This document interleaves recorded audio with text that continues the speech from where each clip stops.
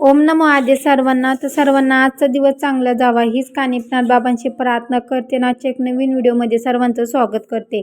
मकर संक्रांत 2026 संक्रांतीला हे आहेत 5 रंग शुभ. या रंगाच्या साड्या व बांगड्या चुकूनही घालू नका, नाहीतर आयुष्यभर लक्ष्मी साथ सोडून जाईल. तर त्याचबरोबर 14 जानेवारी 2026 वार आहे बुधवार. तर येणार आहे मकर संक्रांत.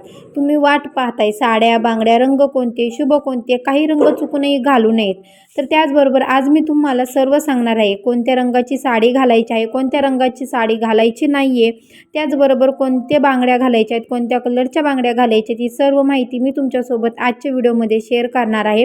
त्यामुळे तुम्ही हा व्हिडिओ स्किप न करता शेवटपर्यंत नक्की बघा. चॅनलवरती जर नवीन असाल तर आपल्या चॅनलला पण सबस्क्राईब करा, बेल आयकन प्रेस करायला अजिबात विसरू नका. जेव्हा कधी मी नवीन व्हिडिओ अपलोड करेल त्याचं सर्वात अगोदर नोटिफिकेशन तुम्हाला पडेल आणि तुम्ही एकही व्हिडिओ मिस करणार नाही. कमेंटमध्ये गुरुदेव दत्त लिहायला अजिबात विसरू नका. तुमच्या घरावर आणि तुमच्या कुटुंबावर भरभरून गुरुदत्ताची कृपा नक्कीच होईल. मकर संक्रांती हा सूर्याचा मकर राशीत प्रवेश करण्याचा दिवस आहे. हा दिवस ऊर्जेचा बदल, नवचैतन्य, समृद्धी, आरोग्य आणि सौभाग्य वाढवणारा दिवस मानला जातो. स्त्रिया या दिवशी सौभाग्यवती दिसायला आणि घरात मंगल ऊर्जा वाढवायला सजतात. म्हणूनच हिंदू धर्मामध्ये या दिवशी साड्या, रंग, बांगड्या, कुंकू, सौंदर्याचा विशेष नियम असतो. हा दिवस फक्त तिळगुळ गोड खाण्याचा नाही, तर ग्रह, सूर्य, ऊर्जा आणि सौभाग्याचं दिशा ठरवणारा मानला जातो. स्त्रियाच्या पोशाखाचा रंग आणि दागिने सौभाग्य, प्रगती, आरोग्य आणि घरातील आनंद दर्शवतो.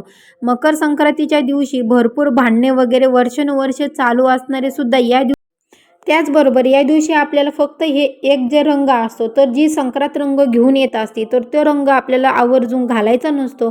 कारण की आपण जर तो रंग घालतोय तर आपल्या घरामध्ये कुठेतरी लक्ष्मी आपली साथ सोडून जात असते. कारण की तो रंग वाईट नसतो, तो रंग अशुभ नसतो. फक्त असं म्हटलं जातं की संक्रांत जो रंग घेऊन येते तर तो रंग आपल्याला चुकूनही घालायचा नसतो. फक्त आपल्याला जे काही 5 रंग शुभ असतात ते रंग घालायचे असतात.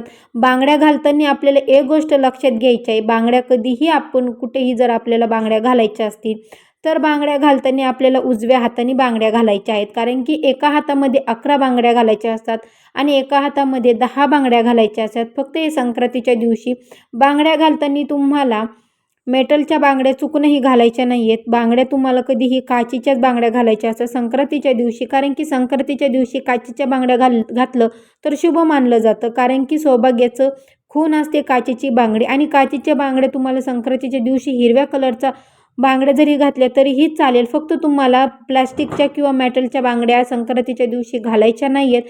कारण की आपण जेव्हा जेव्हा चुडा भरतो तेव्हा आपण हिरव्या कलरच्याच बांगड्या भरतो. प्रत्येक महिला जर बांगड्या भरायला गेली तर प्रत्येक महिला स्त्री ही हिरव्या कलरच्याच बांगड्या घालतात. कारण की ती सौभाग्याची खूण आहे आणि हिरव्या बांगड्यामध्ये एक सौभाग्याची जी खूण दडलेली असते ती आपल्या आयुष्यामध्ये एक नवी ऊर्जा निर्माण करते. तर त्याचबरोबर संक्रांतीला 5 रंग कोणते शुभ मानले गेलेले आहेत तर ते बघा. पहिला रंग आहे लाल. लाल रंग हा शक्ती, मंगल्य, प्रेम, ऊर्जा, घरात उत्साह वाढवतो आणि सौभाग्य दर्शवतो. त्यामुळे तुम्ही संक्रांतीच्या दिवशी लाल रंगाची साडी जरी घातली तरीही चालेल. त्यानंतर दुसरा रंग आहे हिरवा. हिरवा रंग समृद्धी, संपन्नता, संतुलन, घरातील सुख समृद्धी आणि आरोग्यासाठी शुभ मानलं गेलेला आहे. दुसरा रंग आहे गुलाबी. आता गुलाबी रंग हा प्रत्येक महिलेचा खूप आवडता रंग आहे. जर तुम्ही मकर संक्रांतीला गुलाबी रंगाची साडी जरी घातली तरीही चालेल. कारण की सौंदर्य, प्रेम, सौम्यता, स्त्रीत्वाची शक्ती आणि कुटुंबातील प्रेम टिकवतं. कारण की गुलाबी रंग हा भरपूर जणांना आवडतो. त्याचबरोबर चौथा रंग आहे जांभळा. जांभळा रंग आध्यात्मिक, संतुलन, ग्रह, ऊर्जा, बुध ग्रहाशी संतुलन वाढवतो. त्यामुळे तुम्ही जांभळ्या कलरची साडी जरी घातली तरीही चालेल. आता 5वा रंग आहे पांढरा. पांढरा रंग जर तुम्ही घातला तरीही चालेल. कारण की पांढरा रंग हा महादेवांना अतिप्रिय आहे. कारण की पांढरा रंग हा शुद्धता, पवित्रता, शुभता, घरातील सकारात्मक ऊर्जेला वाढवतो. तर तुम्ही हे 5 रंग जर मकर संक्रांतीला जरी घातले तरीही चालेल. कारण की हे 5ही रंग शुभ आहेत आणि 5ही रंगाचे एक एक वैशिष्ट्य असतं. कारण की हिंदू धर्मामध्ये आपल्या भरपूर रंगांचं एक एक वैशिष्ट्य असतं. फक्त आपल्याला मकर संक्रांतीला एक रंग परिधान करायचा नाहीये. आता भरपूर ठिकाणी काळा रंग मकर संक्रांतीला घालतात. प्रत्येक महिलेला एकच प्रश्न पडतो की काळा रंग हा शुभ आहे की अशुभ आहे.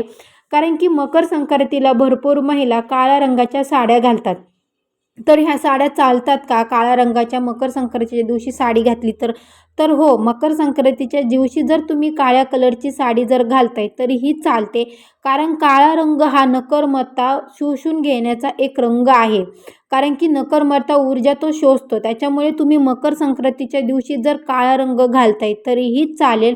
असं कुठंही लिहिलेलं नाही की कोणता रंग अशुभ आहे. तर तुम्ही मकर संक्रांतीच्या दिवशी जर काळ्या रंगाची साडी वगैरे जरी घातली तरीही चालेल. फक्त आपल्याला चुकून काळ्या रंगाच्या बांगड्या घालायच्या नाहीत.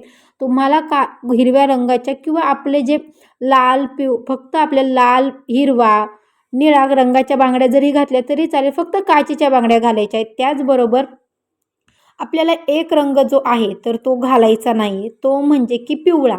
आता पिवळा रंग का घालायचा नाही आहे? तर पिवळा रंग हा मकर संक्रांत घेऊन आलेली आहे.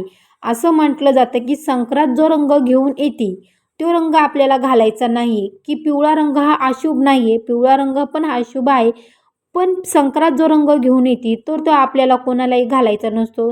आपल्याला स्वतः आपण तो रंग घालायचा नाही आहे. मुलांनासुद्धा घालून द्यायचा नाही आहे. पतीलासुद्धा त्याचं शर्ट घालू द्यायचा नाही. कारण की पिवळा रंग हा सूर्य मकर राशीत प्रवेश करताना बुध ग्रहाशी पिवळा रंग विरोधात आहे. त्यामुळे या दिवशी पिवळा रंग घालून चुकूनही टाळा.